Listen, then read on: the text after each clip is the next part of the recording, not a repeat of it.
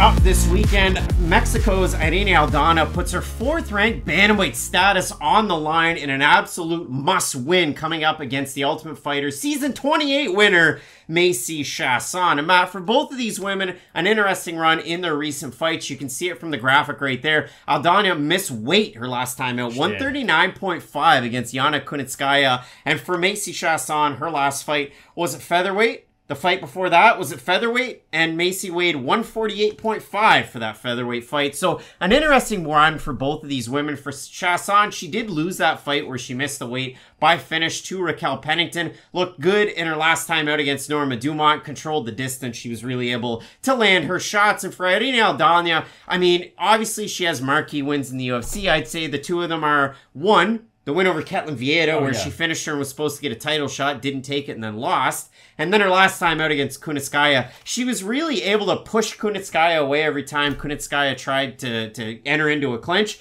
and landed a great left hook, dropped her, finished it on the mat, and she had her bloodied up from about the first punch in that one. She looked great. So we look at this matchup, Matt. It is the boxing skills of Aldana, who will throw some kicks. It is the overall pressure out of Chiasson, who's normally the bigger fighter in most of these matchups, but I will say for Aldana, she does possess a lot of size for this division. She definitely does, and this is a weird fight. Feel free to disagree, but I feel like both these fighters on their best days look like they could be potential UFC champions, and on the worst days look like they are not even in the top 15 worthy at all. Like, Irene Aldana knocked out Ketlen Vieira with one punch.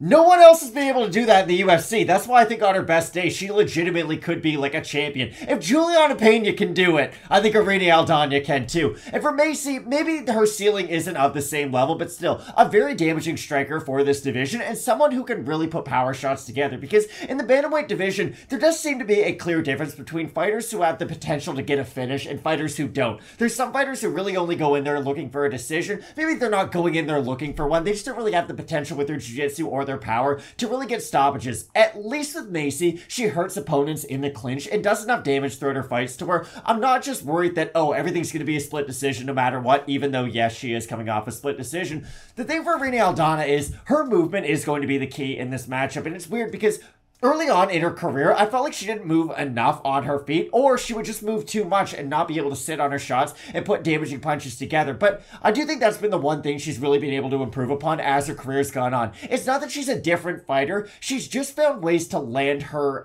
abilities even better, and her best ones being that left hook, like you had mentioned, against Yana Kunitskaya. It was the same one she landed against Ketlen Vieira. It was just really disappointing, that Holly Holm performance, if we're being honest. She broke her foot 2 days before. Well, and that's the thing, going into the fight though, it's not like you know that. And then Holly Holm was able to control her a lot in the clinch. I just really felt like for Aldana, that was the performance that was going to get her on the doorstep of a title shot, to give us a little bit more parity in the top of the division, because it's like Robert Whittaker now in the middleweight division. I saw a tweet last night where it's like Robert Whittaker's just turned into Israel Adesanya's bodyguard because he's just pushing away half the #1 contenders.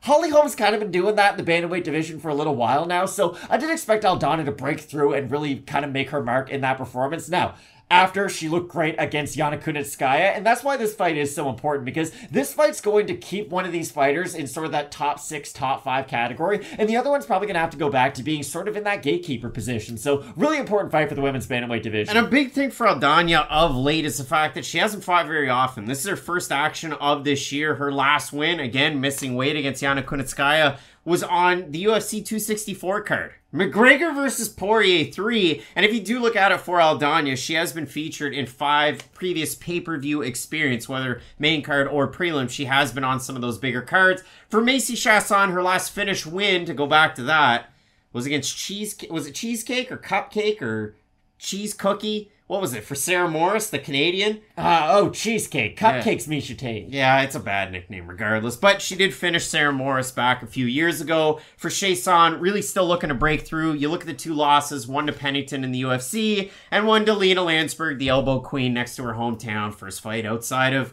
the States for Macy Chiasson was that one back on the Copenhagen card in Denmark. The return of Nicholas Dalby. But Matt, we do look at the odds in this one. Aldana open to -156, -193 as it stands. For Macy Chaisson, open +136, +158. If we have a look at the Tapology votes, they're a surprise to us there to you. I'm going to say over under 70% Aldana here. I think they'll be under. I think they'll be close to 50. I feel like the fans have Aldana, but like the hardcores know Macy Chaisson.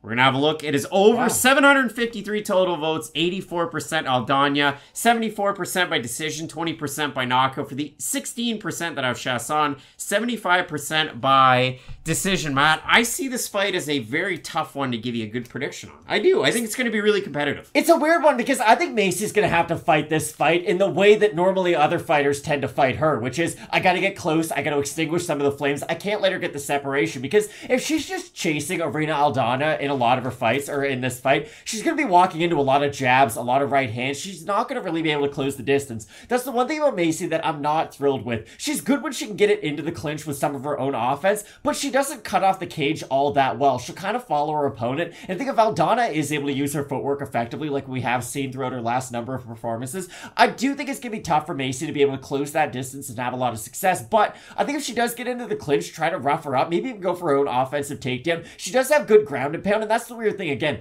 a lot of the things that Macy does well, she also kind of struggles with, and that's what her opponents try to use on her. Even Raquel, just a lot of clinch work made the fight really ugly. So again, I think there is a path for Macy, but I do think the footwork and the boxing skills of Irene Aldana are going to shine through in this matchup. For Irene Aldana, she has to look at this one like Ultimate Fighter coaches looked at it very long time ago. I can't let you get too close. So for Irene Aldana, I saw her do that against Yana Kunitskaya, who normally has pretty good pressure against her opponents her last time out. Duck the head in towards her chest, push her away, and then start to land her volume again. And she has good power on that volume. For those reasons, I like Aldana in this matchup. But if you go with Macy Chiasson, I'm here to hear your argument. So let us know down below in the comment section who you have. Both of us going with Mexico's Aldana to get the win in this matchup. If I may, who does the winner get? Because I don't know where this division's going right now. Juliana Pena. I just don't know if they're doing the trilogy next, that's all. That's why I asked. Like, is this fight enough for a #1 contender? Is it a title eliminator? Like, it's definitely an important fight for the division. There's no doubt about that. I just don't really know where the winner goes after it. Juliana Pena, watching this one intently in La Jaula. Big time fight coming up this weekend. Matt, holy smokes. Kevin Holland, Daniel Rodriguez, Li Jingliang, Tony Ferguson, and in the main event, Khamzat Chimaev, Nate Diaz. You're not going to want to miss any of it. So keep it locked in with Fight Night Picks, we always say. Let's get into it.